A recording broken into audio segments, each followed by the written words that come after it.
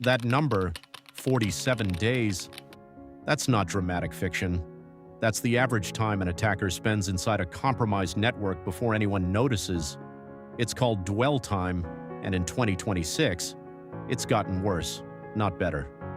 You've probably heard the word cybersecurity thrown around in classrooms, LinkedIn posts, placement drives, but what they describe and what actually happens on the ground, two completely different worlds. This video is about the real one. For years, cybersecurity looked like this: a firewall at the edge of a network, a password policy, an antivirus running in the background. The attacker was out there. You were safe in here. That model is dead. In 2026, the perimeter doesn't exist anymore. Employees work from cafes, co-working spaces, home offices. They log into cloud applications like Microsoft 365, AWS, Salesforce from multiple devices. And the attacker? They don't need to break in anymore. They just need one valid set of credentials. This is called an identity-based breach, and it's the dominant attack pattern of our era. No malware, no exploit, just a stolen username and password. And suddenly, someone else is you. Meet Priya. First job, 3 weeks in. An email arrives.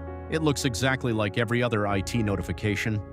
The logo is right, the formatting is right, even the tone feels right. She clicks, enters her credentials. Nothing feels wrong. But here's what she doesn't know. That email wasn't written by a human. It was generated by an AI tool, trained on thousands of real phishing templates, customized with her company name, her manager's name, even internal updates scraped online. This is AI-powered spear phishing, and it's happening at scale.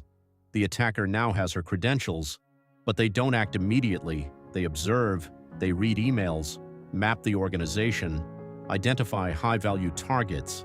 This phase has a name: discovery and lateral movement. They are learning the building before they rob it. Now let's talk about the cloud.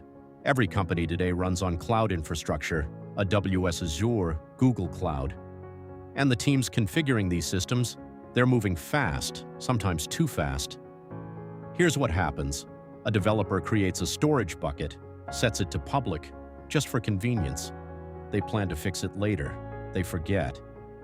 That bucket gets discovered, not by a hacker sitting in a dark room, but by automated scanners running 24 hours a day, within hours.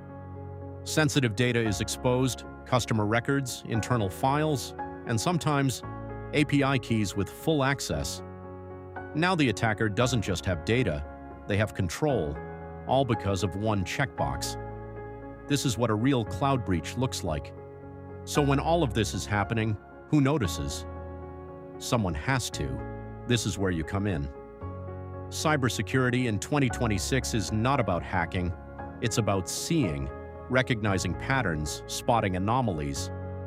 A SOC analyst notices something unusual, same user, logged in from 2 different countries, within minutes, impossible travel, flagged.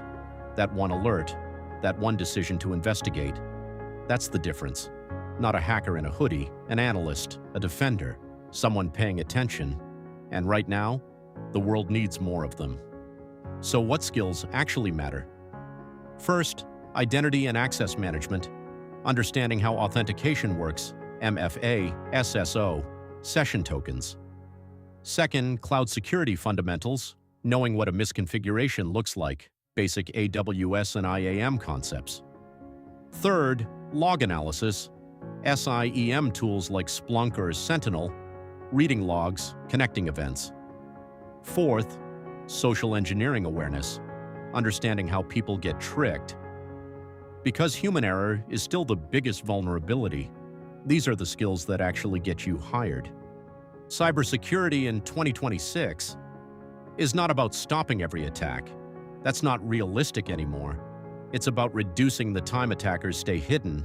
It's about detection, response, resilience. Because the next breach won't look dramatic, it will look normal. A simple email, a small misconfiguration, an ignored alert. The gap between what you're taught and what actually happens, is huge. But that gap, it's your opportunity, because companies need people who understand the real world and not the textbook version. You could be one of them. If this changed how you see cybersecurity, tell me in the comments. Which attack surprised you the most? AI phishing, identity breaches, or cloud misconfigurations? And if you want more videos like this, subscribe, because this is what this channel is about.